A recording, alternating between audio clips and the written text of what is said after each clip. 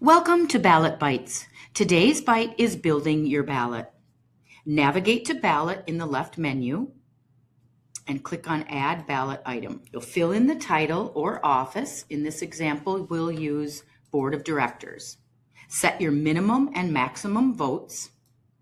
These rules or settings control how many choices a voter is allowed or required to make on a ballot. Minimum and maximum votes work together to define the voting experience. A few examples are shown here. SnapBallot will automatically enforce these rules and notify voters if they try to submit an invalid ballot. Clear rules mean fewer voter questions and cleaner results. Next, if you have rotation on the ballot, you would enable that function here, and it will rotate the candidates within this office. Then click Save. The Board of Directors vote is now ready to add your candidates. You'll choose this Add Candidate, and you'll add your candidates here. Click Save. And for this one, we'll add a write-in candidate, and click Save. Once the candidates are entered, you can add their biographies and photos. Click on a name and create biography. You can add their picture and biography content here. The platform has basic text formatting, and you can include links to external websites. There's no limit on the amount of text in this field. Click Save, then be sure to do this for each one of your candidates. If you have other ballot items or offices, simply click Ballot Item and continue to add your content.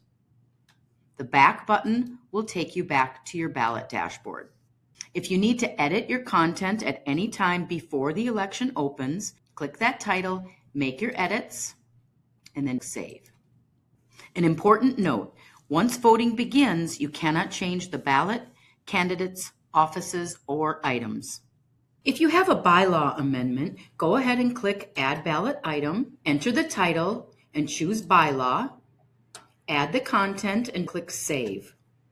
Next, be sure to add your choices.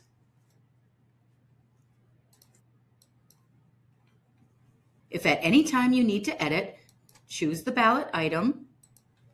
You can edit that copy here or clarify the title. Choose Save again, and your changes will be saved.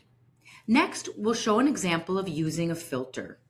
In this example, click Filter here on the right. The voter column dropdown will show the columns you can use to filter.